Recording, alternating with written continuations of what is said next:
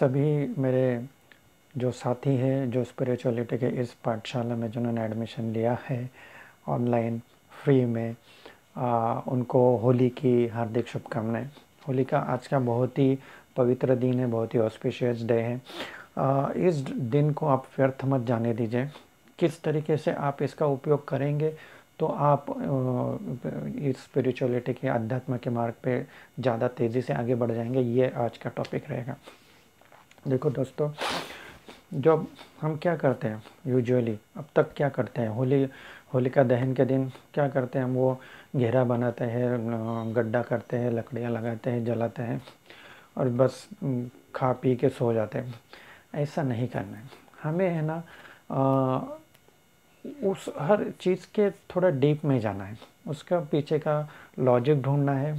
अभी लॉजिक ये नहीं कि होलिका दहन कैसे हुआ, फिर वो होलिका ने किसी को जलाना चाहा और वो खुद जल गए, वो स्टोरी उसके पीछे नहीं, वो तो स्टोरी है। उसमें से हमें निकालना ये है कि उसका हम यूटिलाइजेशन कैसे कर सके कि हम आगे बढ़ सके अपने पाथ पे। तो क्या करना है,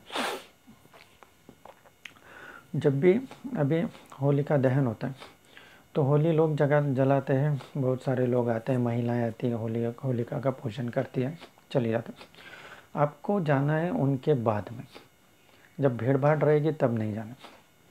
जब होलिका वो दहन हो जाता है पूरी तरीके से, वो लकड़ियाँ जल जाते हैं, तो थोड़ी देर पूजा बीजा करके लोग फिर हट जाते हैं। तो उस टाइम पे जब थोड़ी वहाँ पे भीड़ कम हो, एक दो ही लोग हो या ना भी हो, उस टाइम पे जाके आपको वहाँ पे बैठ जाना है। आजू बाजू में हो सकता है, अगर सोसाइटी में होली चल रही है तो बेंच वगैरह होते हैं, बेंचेस, तो बेंचेस पे जाके आपको करना है क्या, उसके ऊपर त्राटक करना है, उसके ऊपर मेडिटेशन करना है। उस होलिका की जो लपटें जल रही है ना, उठ रही है, उसको फोकस करना है। क्योंकि वो ऐसी वैसी आग नहीं है, वो एक पवित्र अग्नि है। क्योंकि उसका पूजन किया गया है, उसमें वो गोबर की वो क्या बोलते हैं, अभी मराठी में गोबरी बोलते हैं, वो डाली हुई है, समीधा कुछ डाला जाता है, पूजा की जाती है, कुछ नारियल धूप वगैरह सब चीज़ें डाली जाती है, अलग अलग वो पत्तियाँ लगाई जाती है पेड़ों की, एरंड की। तो वो एक उसके पीछे साइंस है। वो सब चीज़ें इकट्ठा होकर जब आग निकलती है तो वो एक पावरफुल अग्नि रहती है और वो वातावरण को तो शुद्ध कर ही देती है एनर्जी से, अच्छी पॉजिटिव एनर्जी उसमें से निकलती है। तो वो जब पूरे भारतवर्ष में होलिका दहन होगा तो वो निगेटिविटी वहाँ से हट जाएगी, जो निगेटिव बुरी आत्माएं वो वहाँ से भाग जाएंगी, निगेटिव शक्तियाँ भाग जाएंगी।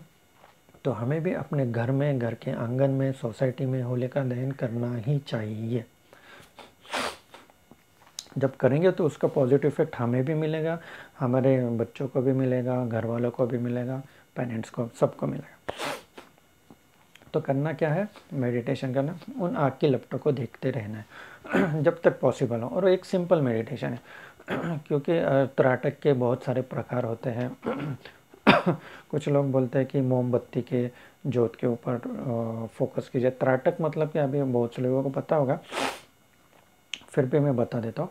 त्राटक मतलब अपनी दृष्टि से एक टक देखते रहना, एक जगह पे अगर फोकस कर लिया तो बस वहीं पे दृष्टि केंद्रित कर लें, जहाँ तक हो सके। बहुत ज़्यादा आंखों को पीड़ा भी नहीं देने, जहाँ तक हो सके। और माइंड को सेट करना है, माइंड को फोकस करना है। सिर्फ आँख सेट करने से नहीं होगा, आँख वहाँ पे और माइंड में कुछ चल रहा है ऐसा नहीं, आँख भी वहाँ पे, माइंड पे भी वहाँ, माइंड भी वहाँ पे, और साथ में भाव, इमोशंस लाना है।